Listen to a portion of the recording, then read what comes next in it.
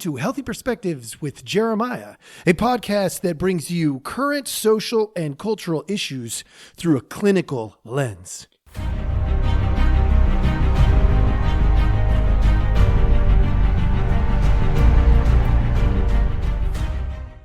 Hello. Welcome back. Thanks so much for joining us.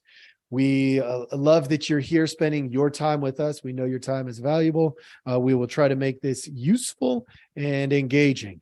Today, I have my brother Jason back again. I love these visits with him. And we are still in the process of creating our own thing combined, rather than using my platform of Healthy Perspectives. And we think we have a solution to that. We'll go ahead and drop that later on at some point.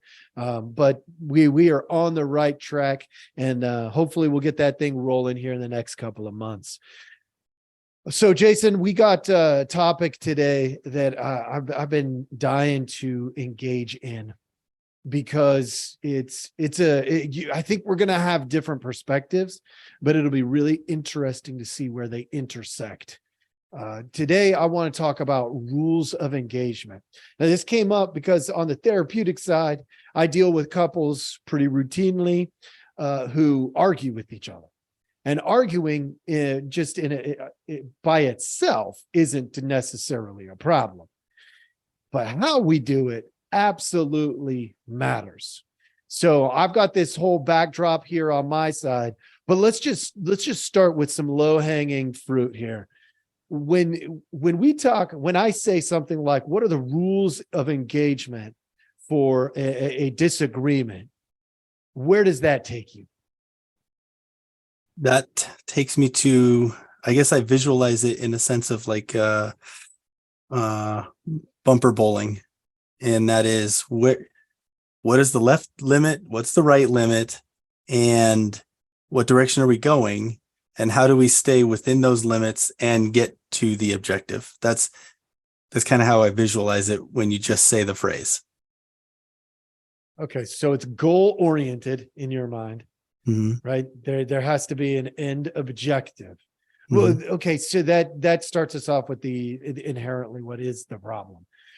What if your objective and my objective are totally different? True. So that's, I guess, that's like a 7-10 split, right? Yep.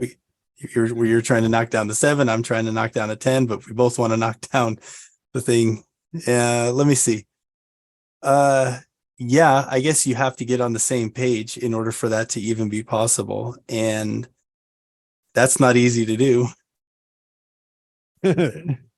Not always. Sometimes super easy, but sometimes I can imagine it's going to seem virtually impossible. Yeah. Yeah. I would call that like, when we are emotionally dysregulated, we would call that like crisis communication. Like, how do we function when we are emotionally overwhelmed? And, I mean, it's not really like a crisis in the sense that, well, it can turn into a crisis. You've probably dealt with some of those in law enforcement. Mm-hmm. But there's a strategic plan in place when we enter crisis communication. Mm-hmm. So let's take a look at that real quick. Let's look at worst case scenarios. If you are, or me, or both of us are overwhelmed, let's say. Mm-hmm. What are the rules of engagement when we're overwhelmed? I guess from a law enforcement perspective, it would be the rule of engagement at that point is to not engage. You need to separate the two parties and figure out what those objectives are, because it gets clouded when it gets too heavy and intertwined, and then you lose that left limit and that right limit, and all of a sudden everything is fair game, and then you lose sight of where you're going. And so you need to pull everything back And what we do is we separate individuals. You have to, and say, okay, what is it that's your issue? What is the problem? And then what is your issue? And do that. It's not always easy because sometimes the one party will embed their issue with the other person. And so they won't be able to articulate what their issue is, because in the absence of the other person, the foundation of what their where they see the conflict, it disappears.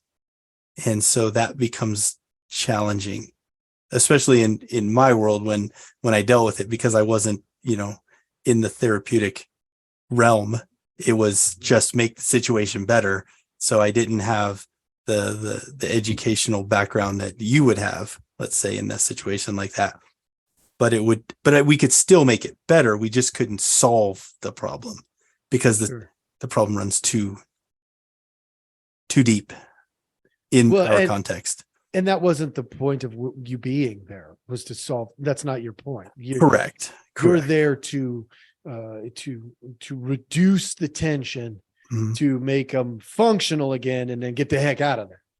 Pretty much. So more or less. So the way I've talked about that, and I may have said this to you at different points as well, but we, in the front of our brain, right behind our forehead, is a thing we call a prefrontal cortex. Its nickname is the meaning maker. Mm-hmm. Well, funny thing happens to that when we get emotionally overwhelmed. It shuts down. It goes offline. We can't make new meaning. And so, that you talk about the bumpers like disappearing, that's what it's like. And so we can't tell where the limits are on the sides. We can't. So what do we do when that occurs?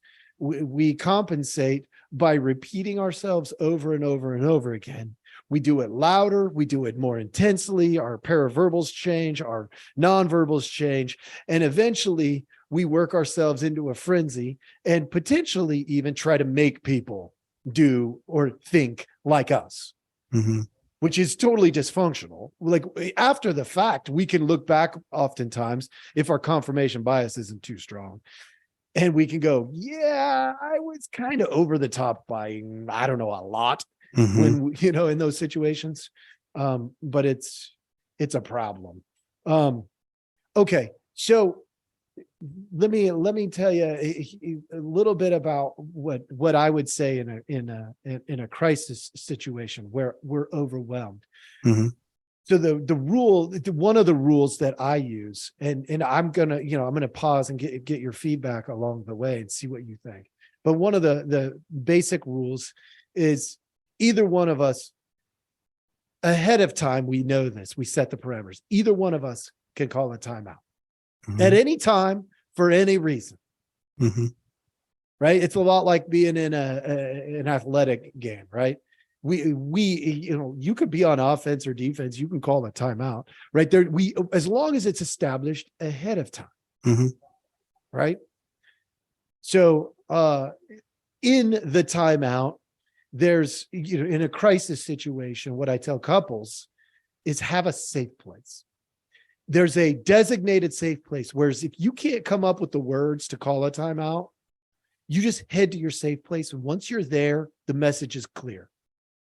We don't go into each other's safe place, not when we're like, and so, some people will say something like, well, my car is my safe place. And I'll say, okay, that's fine, as long as you don't leave, because leaving sends a specific type of message. But if you want to go sit in the car, great. By all means, that's your safe place. Go sit in your car. If they're in the car, we don't mess with them. We have a 15 or a 20 minute, usually is what I say, a 15 or a 20 minute check-in to say, like, hey, just checking in. Are you okay?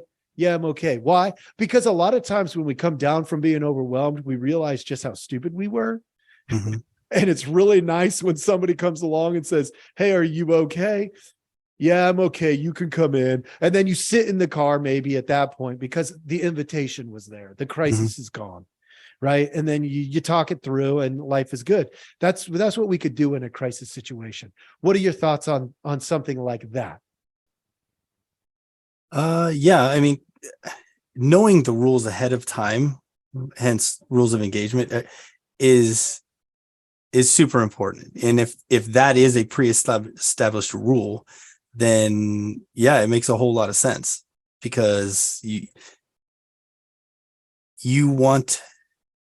might need that time, and knowing that you have that outlet. It's like when you set up your room, that the door is always to the opposite side of you, right? It's that Yeah. it's that easy out. Yep. It's that off ramp, They have whatever an you want to escape call route. it. Mhm. Right. And that, if that pre-established rule exists, then then you then the two parties won't feel trapped ever in that situation, because then they know, hey, we might get heated, but we have an out. I can get off Mhm. right here and say, chill for a second, and Yep. take that time. So yeah, I like it. Yeah. So that pre-established. Now, let me ask you this: have you been married a while? Hmm. Did you verbally pre-establish your rules of engagement? Which, weird, not exactly, but uh for as long as we've been together, the rules are understood. And it's weird, because you want to say, well, you need to know the rules ahead of time. We didn't know the rules ahead of time, but when we're talking about something, let's say it's controversial, whatever, and I'm not understanding her, she's not understanding me, and she says these certain things, and I know what those mean, Oh. and I shut down. I am like, okay, got it. You said the magic phrase, and I know what that means, so I Mhm. disappear, and I just let it go, because it doesn't do any good to go past that, because I've learned that it doesn't it gets less productive from that point on, and we can be more productive with time. So I let it go. So you do this process, you just do it informally. It's informal, but it's definitely formal. It was informally established, but it's formal in nature. Yeah, that's interesting. So my experience with most couples, obviously I've got a slant, right? My slant is I deal with couples typically, not always, but the vast majority of them, once they are already having difficulty. Mm-hmm. And so communication is one of those things that we would turn to. Mm-hmm. And in establishing a safe place, establishing a process to, but when we do it explicitly, it's super helpful. Yeah, I yeah. mean, it's amazing how fast, honestly, if I got a couple that's really dedicated to each other, their commitment is all in, and Mm-hmm. they've just been torturing each other with because they're not engaging in arguments the right way. Mm-hmm. Right? Not my right way, but the way that's going to work Work for for them. them. Yeah. Right? Yeah. So it's amazing. Like I've literally, it's in some cases, I've had couples come into me, twice. We go over, what's been going on. Good, I go over on my informed consent, all this stuff, and that takes up a good chunk of the first one. The second time, we go over some communication basics. We find some knowledge gaps, and then we talk about rules of engagement. Mm-hmm. And they walk away going, amazing, like awesome.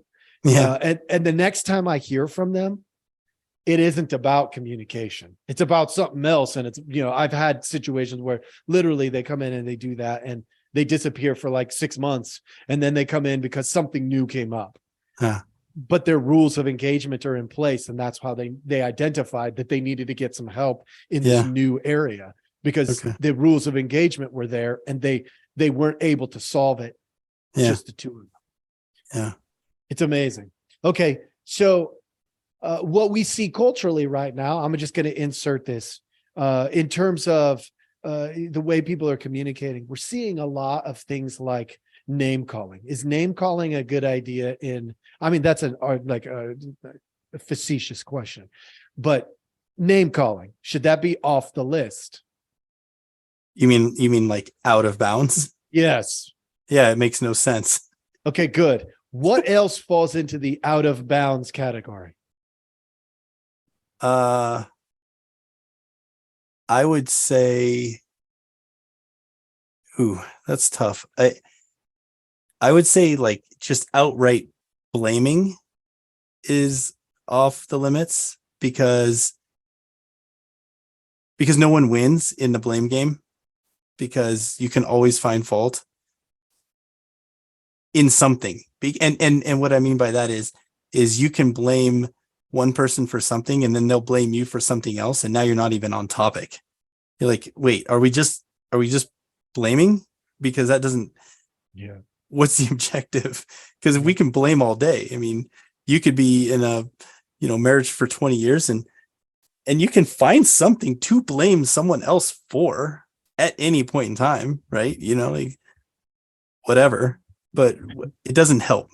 Like, what's the problem and how do we solve it? Oh, I would say here's another one that like, I think is helpful is, how you use the word I, you, and we. Okay. Like establishing a clear rules for those. Don't say you are or you feel or you see, because now I'm trying to interject how I think the other person sees, hears, or feels something. Right now, if it's phrased in a question, that's within the limits, right? Like if you're saying how do you see this? Now you're asking them how do they see it, but don't say the words you are doing this or you see this. You say I observe this, and am I wrong? And phrase it like that. This is how I understand what you're saying, right? Don't say this is what you're saying. Oh, so you're saying. You see how it's just those phrases don't work. And then when it comes to finally, let's say you're turning the corner, you're moving in the direction of solving it, then I really like the word we. So we should do this as like together. This is our objective. And this is what I think we should do. Do you agree? Right? Kind of a thing. Like, I think using those words, I, you, and we are very, they have meaning, and when used incorrectly, they're trigger words. So. Absolutely. I mean, you can tell when a couple has figured out how to really piss each other off. Like, it's super easy to tell. Okay. Those are good. It's kind of funny because you come to the same conclusions that we come to in the mental health world. The blaming is countered. The counterbalance to blaming is curiosity. We get curious, blaming is pointless. I've got, obviously I'm baffled by how you're responding right now, so I'm not sure what to do with that. All of a sudden, that curiosity is like, well, how am I responding? Well, you seem really upset and unhappy with me. You see, like, it's super easy when we're curious because it counterbalances the blaming thing. The idea of I statements, it's kind of tough because as a therapist, one of the things that I love is natural communication, where it's not formed in a specific way, where it's, it allows us to be individually ourselves and uniquely an us, a you and me combined. And so putting all these rigid rules and expectations around communication is really tough for me, because I think sometimes it creates this robotic nature to the relationship, and I'm not a big fan. But then sometimes it's really important. So the I, you, we thing, absolutely, that's great, because I statements, they allow me to express my experience in the situation. Whereas the you statements, it's me assuming your experience usually. And then the we is when we're finally getting back to, there's more than you, there's more than me here. There's us, the us in this relationship that we need to both take care of. So that was really well said. Um, I want to ask you about these two things Mhm. because I see them routinely and just get your thoughts. Exaggerations and minimizations. How do those play into, the rules of engagement? Okay, so let me clarify. So exaggerations, is that in like storytelling exaggerations, or is that in exaggerating the the emotional reaction to something, or is it a mix of both? Or I mean, I see it in kind of a couple different ways. Good. Explain those ways. Let's do it. Okay, so one way of exaggerating is if you're recalling, let's say, a past event, and you make that larger than it was in one sense. So you're exaggerating, let's say, it's the 400-pound fish thing. It's, yeah, you caught a fish. Now, was it 400 pounds or was it 4 pounds? As time goes on, the fish is bigger. When you first caught it, it was 4 pounds because you ate it. But then later it was like, oh, I caught this fish and I wrestled with it for, 70 hours and, old man in the sea and whatever. So like stories and conflict can exaggerate over time. So that's one way that I see it. And then the other way is if something happens, like let's just say you have some rule about not ever letting a gas tank go below a quarter tank. And it was like, one dot past a quarter tank. And all of a sudden the car was almost empty. I couldn't believe it. I got in the car and you didn't fill it up. And it was almost empty. I mean, it was like almost a quarter tank, right? There's that as well. So that's kind of how I see exaggeration. So Okay. what are your thoughts? What in terms of that? I mean, that's interesting, right? You're talking about emotional exaggeration versus, say, like misperception, maybe. Oh yeah. Yeah. Okay. Okay. There's misperception. I'm going to be real. Like that's going to occur in an argument when we are emotionally overwhelmed. We're Yeah. going to misperceive. So Yeah. there's going to be some of that that's going to happen. So if you say a hard, fast rule like no exaggeration, no minimization within the context of an argument, it leaves no room for feelings. But if it's a free for all, then you have the opposite end of the spectrum and it's a massive problem. Gotcha. So how do we manage that?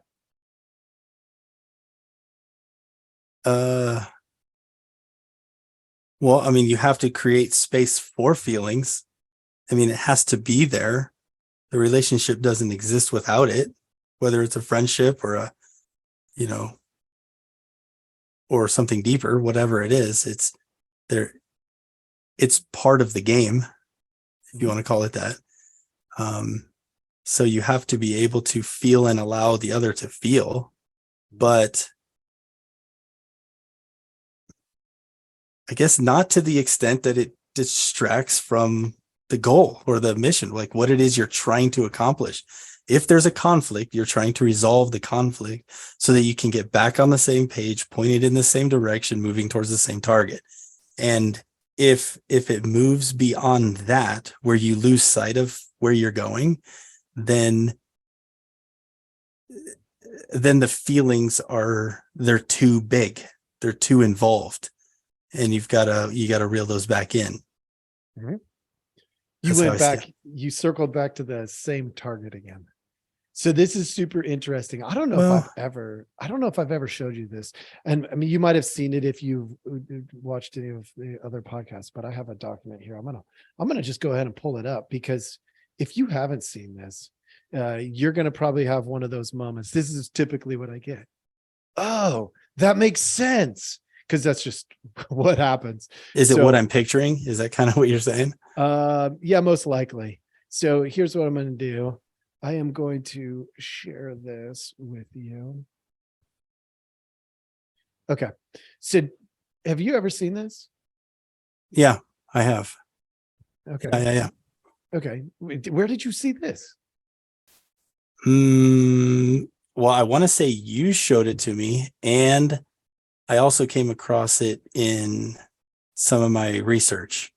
Okay. Uh, So so, I'll give you the short version, but you see that little section. Okay, so the first thing is what we've been talking about for rules of engagement.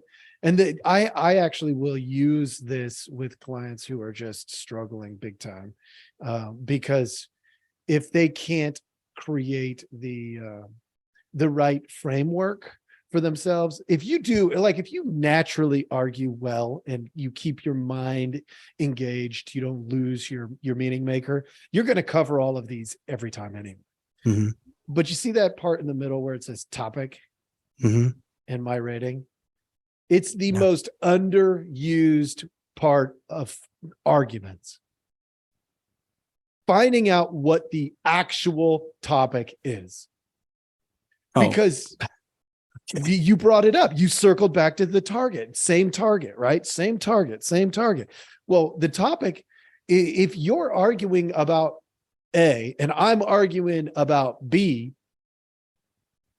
you're going to bring up facts that are totally different, Mhm, interpretations that are totally different, feelings that are totally different, wants and actions that are totally different. Why? Because you're talking about a different topic. yeah. And the rating is a genius, right? So the rating on here, I usually do like a 1 to 10 scale, with 10 being really, really intense. Surprisingly enough, what I have found is that if we both rate it a 10, we manage the discussion way better than if one of us is a 10 and one of us is a 1. Yeah, Because that makes sense. if you've got full ends of the spectrum, I can't understand why you would not have some feeling and emotion behind this, or why, you don't care. What are your wants? You don't care? Well, yeah, I don't, because I'm a 1.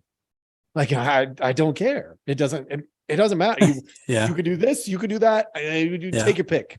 Whatever is fine. yeah, Right. What I'm willing to do at a 1, I'm willing to listen to you and then go with whatever you do. I'm good. yeah. Right. That's it's the classic. What do you want for dinner tonight? What do you want for dinner tonight? I don't really care. I don't really care either. And then you say, So, okay, well, let's do this. And then the other person's like, nah, I don't want that. And I'm like, okay, so you do care more than me. So you decide we'll do that. so funny that you bring that up, because when I teach rules of engagement with Yeah, clients, do you yeah, know what you know what I tell them to do to test it out? I say, next time you're debating about what you want for dinner, call a timeout. Watch what happens. okay. Call That's a hilarious. timeout. Okay. 15 minutes. I'll tell you what's going to happen. Like, I've seen it over and over. One Yeah, of you is going to be pissed. And so what are you going to do? You're going to go to the pantry and you're going to get a snack. And you know what's going to happen? You're going to yeah, come down. You're going to be able to engage in the conversation yeah, again. The other one's going to walk away and take the time out, because they were yeah, probably the ones who called for the timeout. They're going to think up 3 or 4 different options for dinner. And then when they come back together in 15 minutes, you're not fighting the overwhelming emotion of the person who needed a snack and didn't go get a snack, but now because they got a timeout, they went and got a snack. And yeah, the other one's got 4 ideas. It's going to be like, yeah, those are all great ideas. How come we didn't yeah, do this before? yeah, It's yeah, but you know what's going to happen first? First thing that's going to happen is you're both going to be super irritated that one of you called a timeout. It's going to be like, oh, I just want to eat. Give me some food. Why? yeah, Because you're overwhelmed. yeah, It's absolutely hilarious. yeah, And I'm going to be honest, just telling that story here, when I yeah. tell that story, in the office, Mhm. funny thing happens. They're like, oh my gosh, I don't know if I could call that timeout. I'm like, that's exactly when you need to call that Yeah, timeout, yeah, for sure. because you're emotionally overwhelmed. Anyway, so I thought back to of the, go ahead. I thought of another off limits rule. Okay. Don't try to win. There are no winners. That's another rule. meaning you're not trying to win and the other person is not trying to win. You're trying to come to a sensible conclusion to the conflict together. And so if your whole focus is on winning the argument or winning the disagreement, then you're not working together. You're just trying to be the winner. And that's another informal rule that we have, and that is we're not trying to beat the other person. Beating the other person is a sports metaphor. You're trying to do better than the other person, but it's so subjective in terms of a conflict that you might think you won, but the conflict isn't gone. You just feel like you've won in that moment, but it'll be back.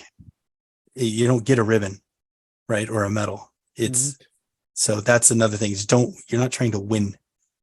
So when you first said it, I got to tell you, my initial reaction was, oh no, we try to win. It's winning is it.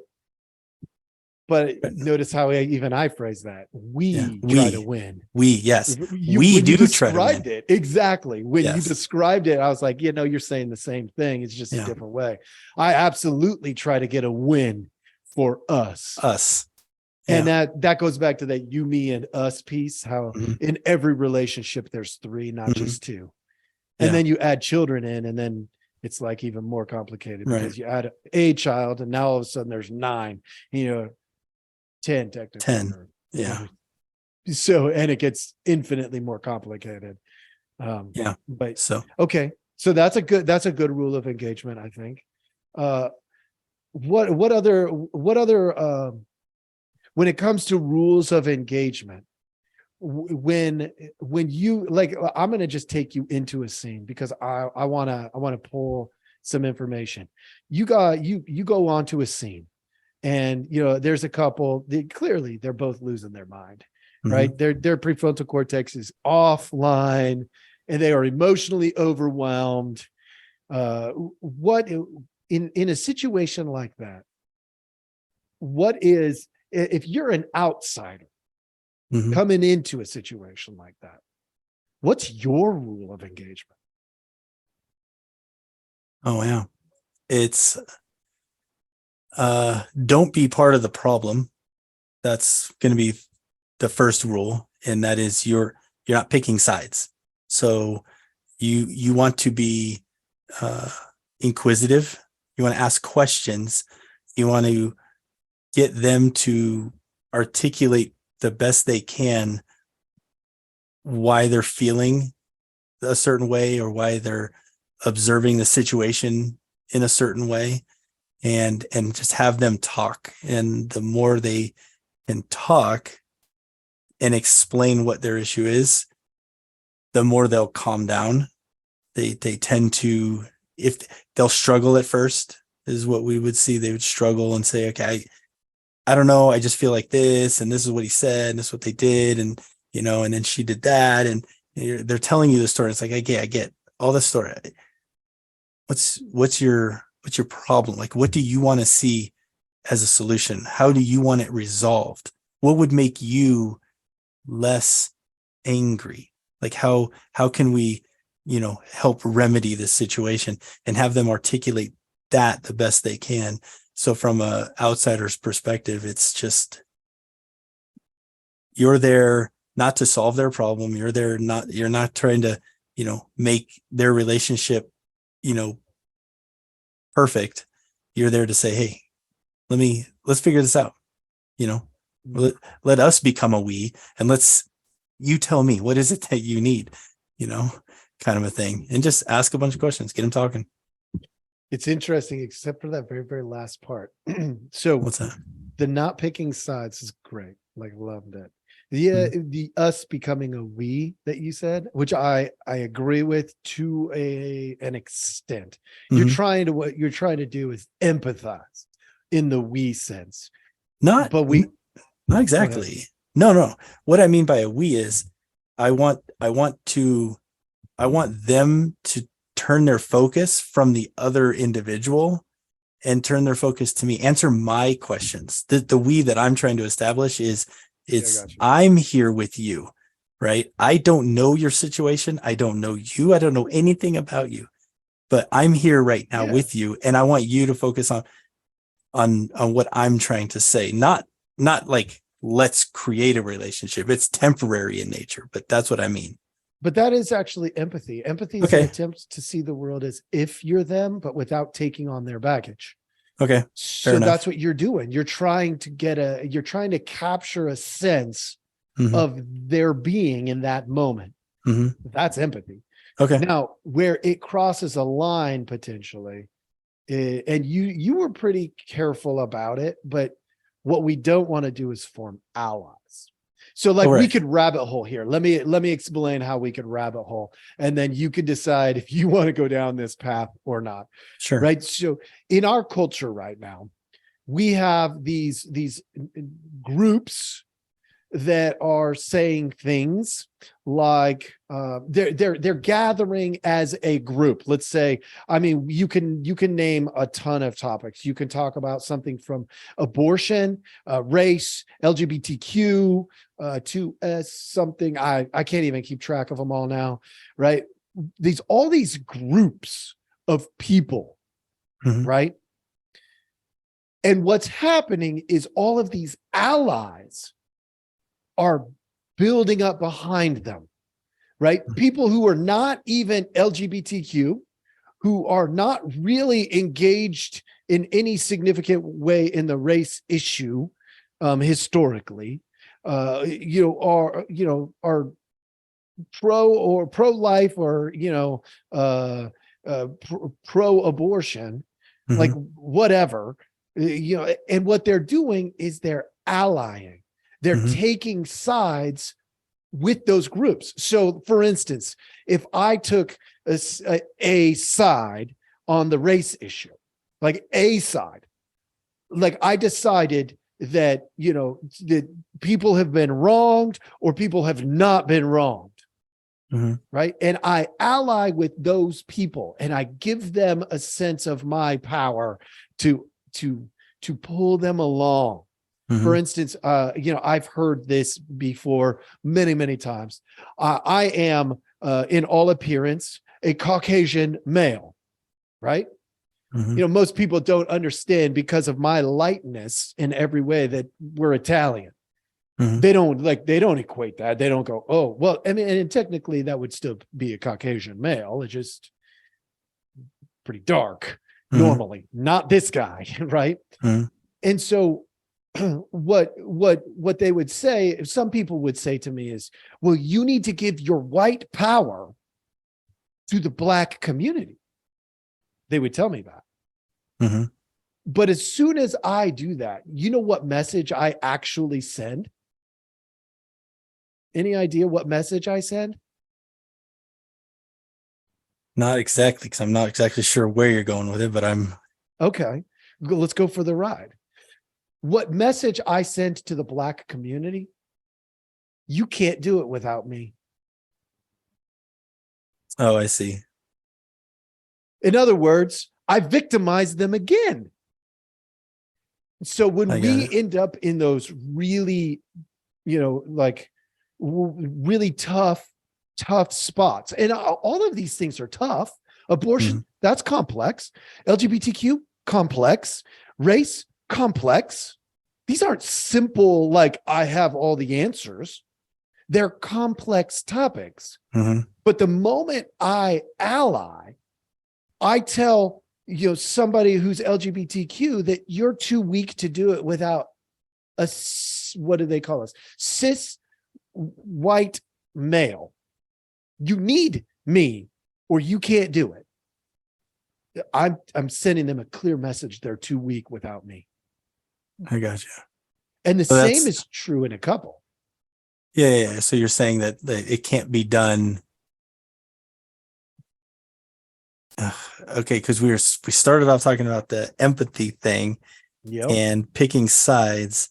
And so once you choose a side, now you're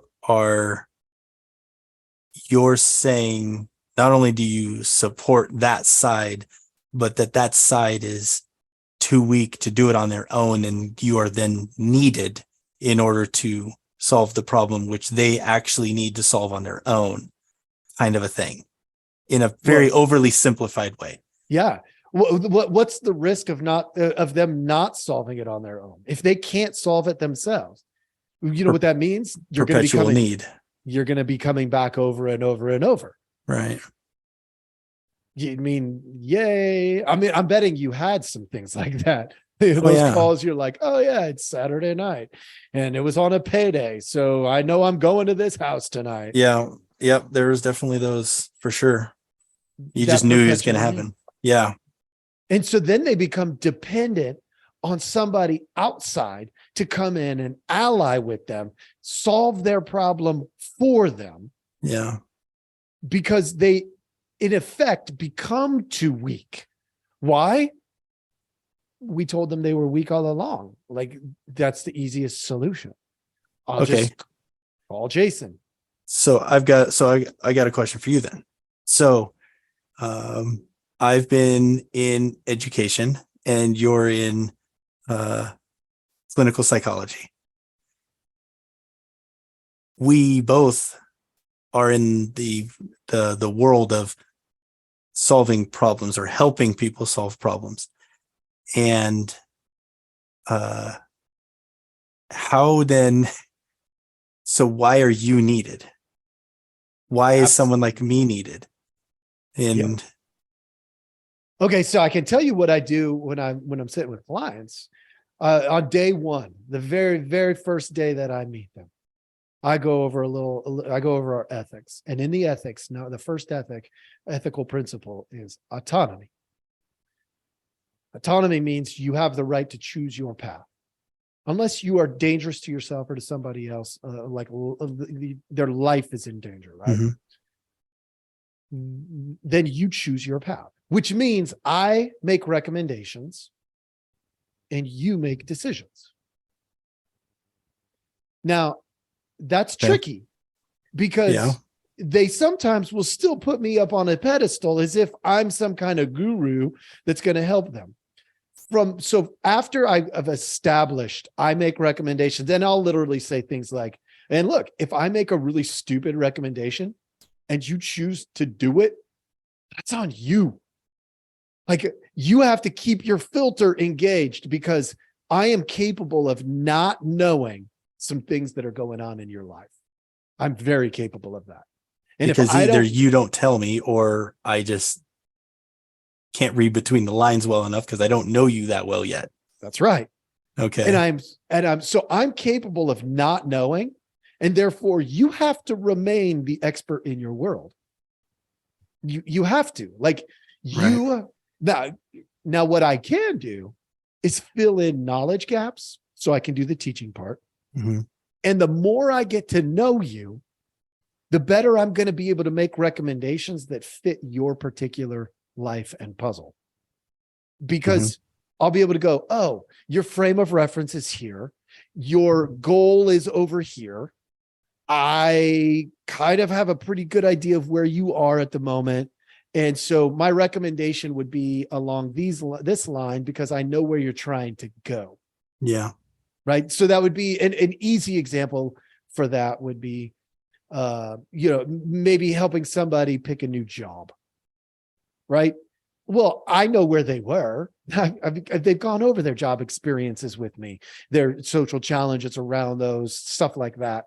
I know where they want to go. Mm-hmm. And so I can pretty reasonably go, oh, you want to pick something in this range right here. There's these 5-6 things that I'm seeing out there. It's super easy. Like, that's an easy example. I mean, obviously they're not always that easy, but that's an easy one. Okay. So, yeah, I just remember this quote. I forget who said it, but it said, medicine is the only profession that seeks incessantly to destroy the reason for its own existence. And you're in that world. It's mental medicine. Yep. But you're still, and I guess education in some respects also, because once the student masters something, they don't need the teacher anymore in that particular context. But yeah, I mean, okay. Work yourself out of a job. That's the goal, honestly. Yeah. And the better I have gotten at working myself out of a job, Yeah. the more clients are knocking on the door. Well, it makes sense though, because maybe what you're doing is you're getting better at showing the clients a way to see their problems and solve them on their own. That's right. You're not telling them what to do. You're saying, hey, this is what you said, and this is where you want to go. And here's a couple of little bridges that you can build. And once you build those, you should be able to walk from here to there. And then, whatever comes along, you should be able to fight those and, go and do that. And that is the growth yeah, model. yeah, That is the whole point. Like, growth is really what we go for.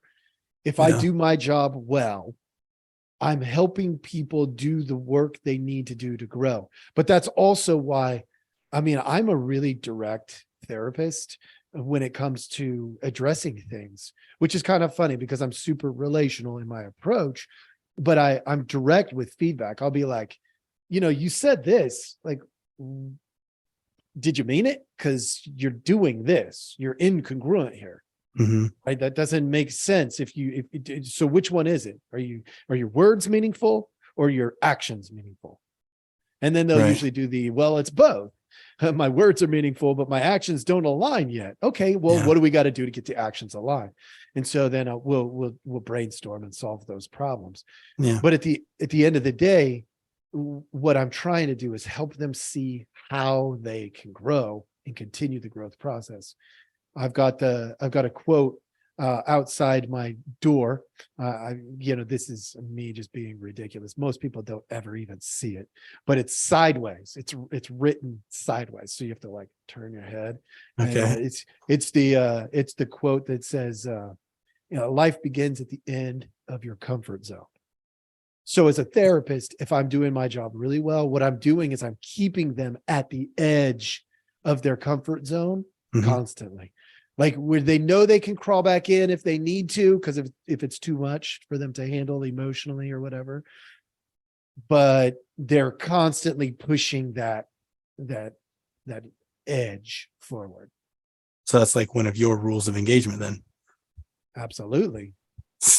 You got to so you set the parameters in at the beginning and say, is the deal. And then, but I do it explicitly.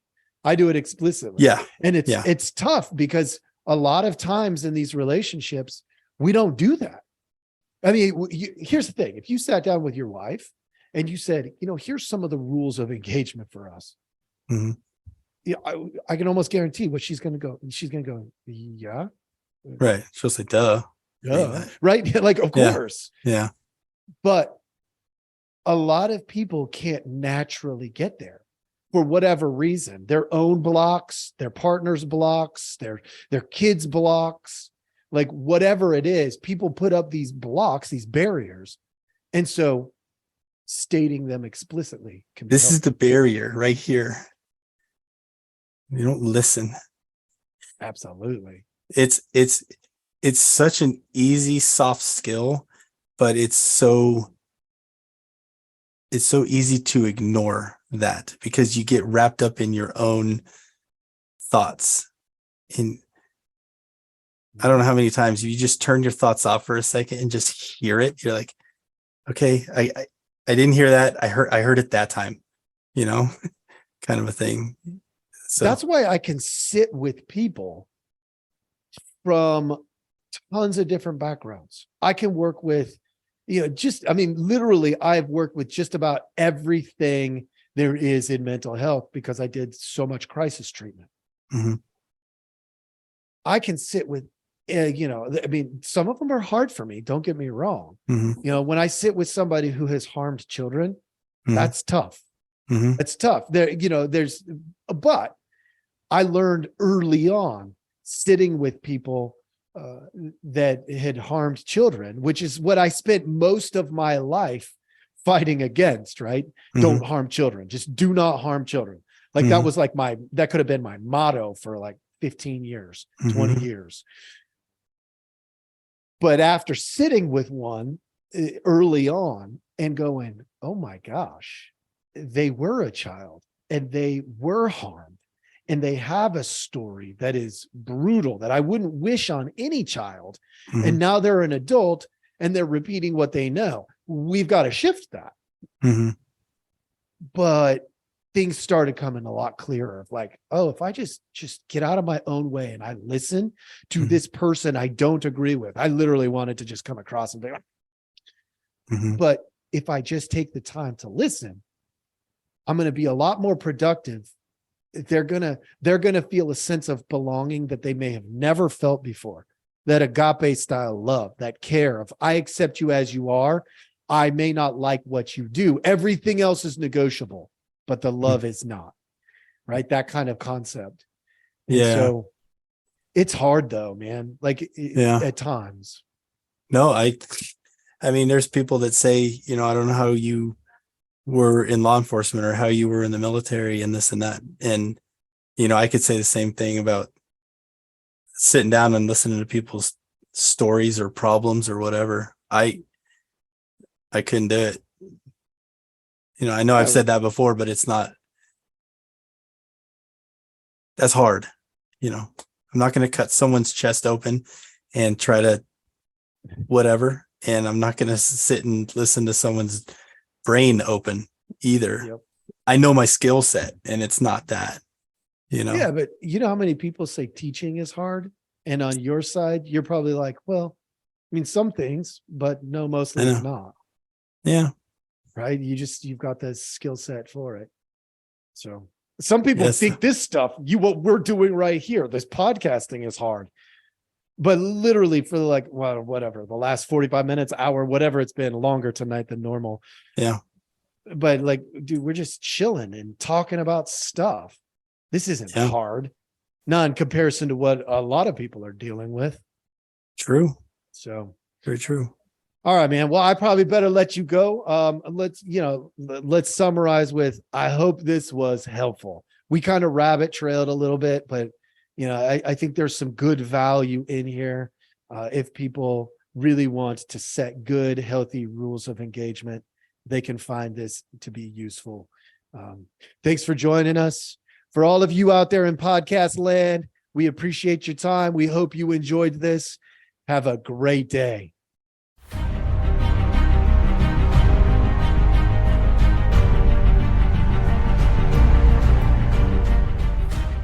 Thank you for listening. We hope you enjoyed the show. Take a look at the details of our podcast for links to our website and other helpful information.